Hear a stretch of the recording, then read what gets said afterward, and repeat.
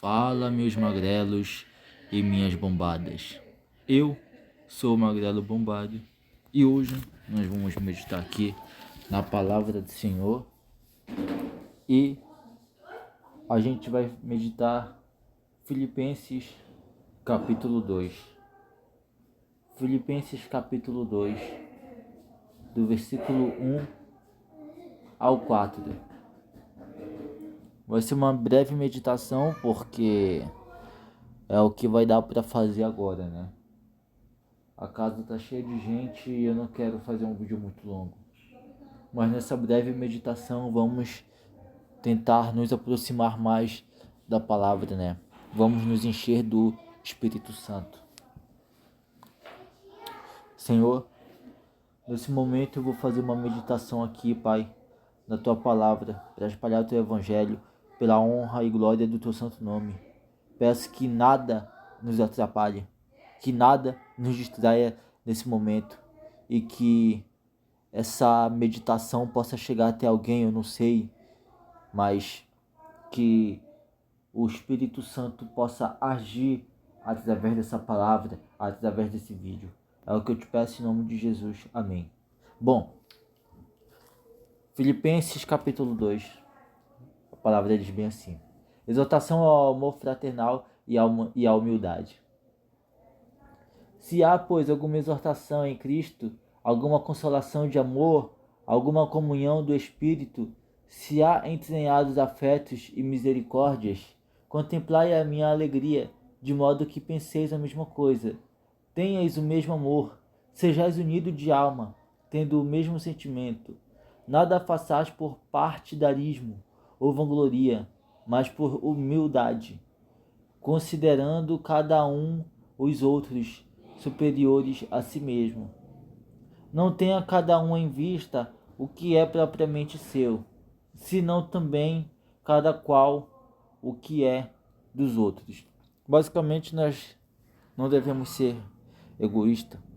A palavra de Deus nos ensina a ter amor pelos irmãos, a apoiar os irmãos nos seus interesses, nos seus sonhos, apoiar os irmãos nas suas lutas, porque da mesma forma que nós também temos as nossas lutas, nossos irmãos que congregam na palavra conosco também têm suas próprias lutas.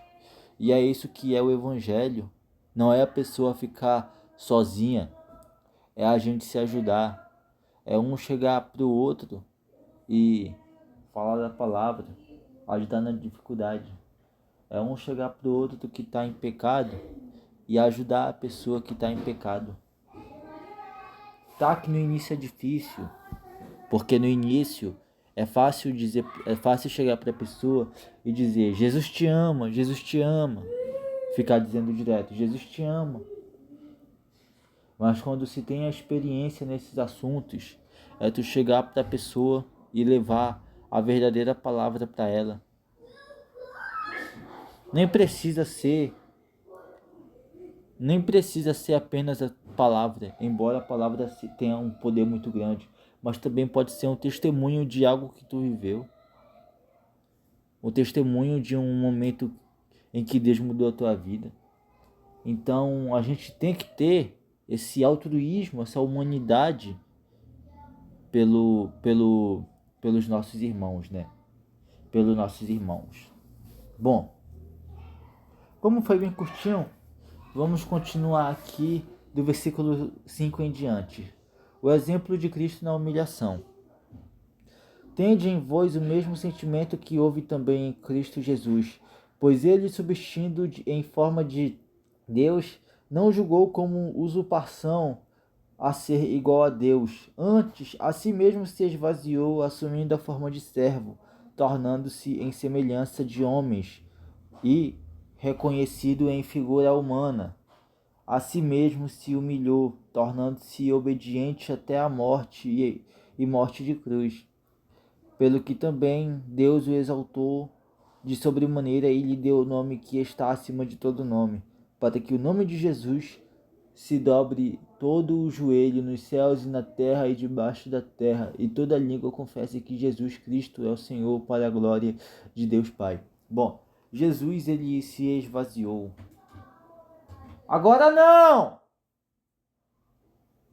Jesus ele se esvaziou. Foi mal, gente. Jesus ele se esvaziou e ele... Peraí. Deixa minha Bíblia aqui com cuidado.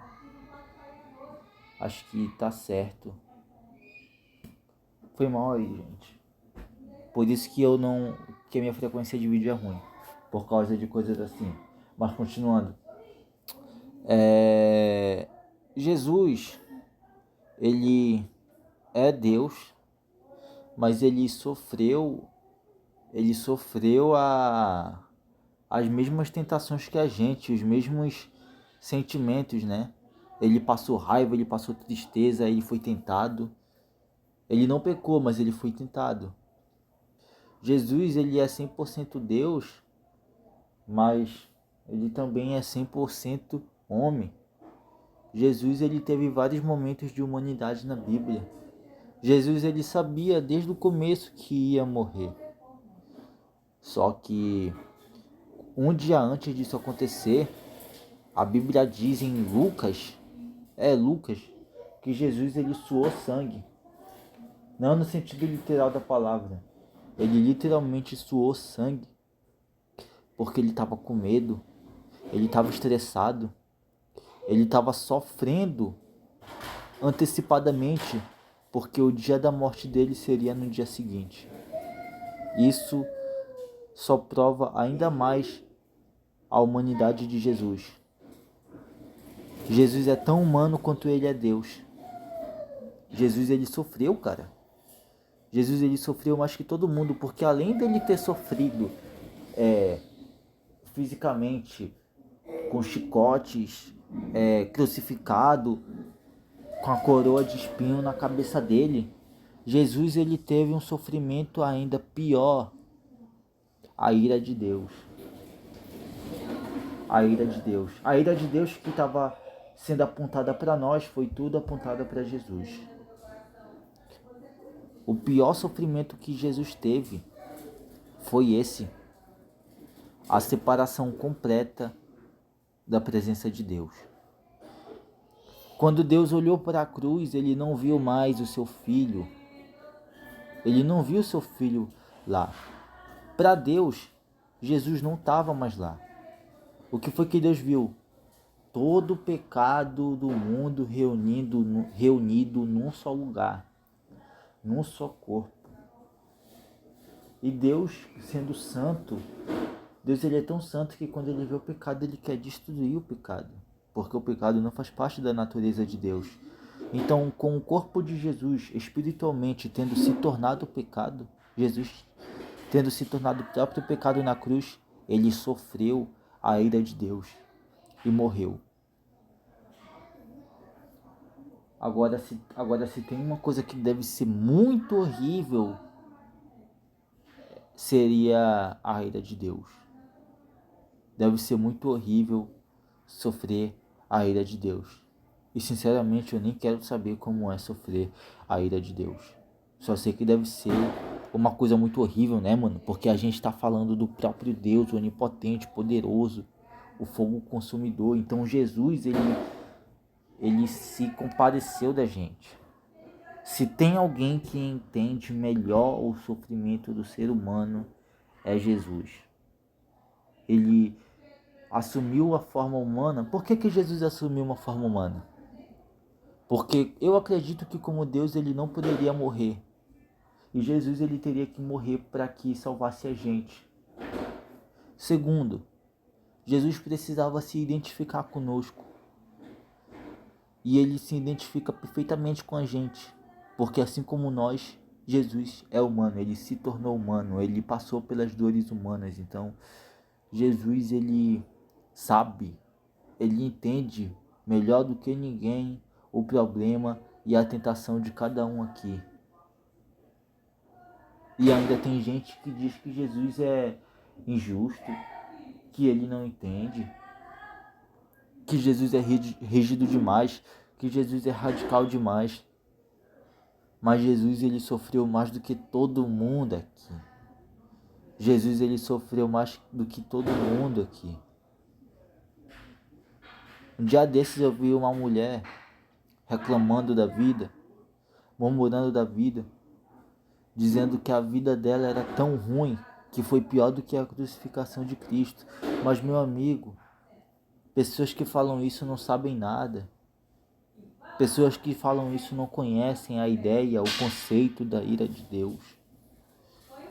O sofrimento de Jesus foi pior do que qualquer pessoa porque ele sofreu a ira de Deus. Ele foi destruído. Ele não só morreu na cruz, ele foi destruído. Jesus, ele sofreu mais do que todo mundo, cara.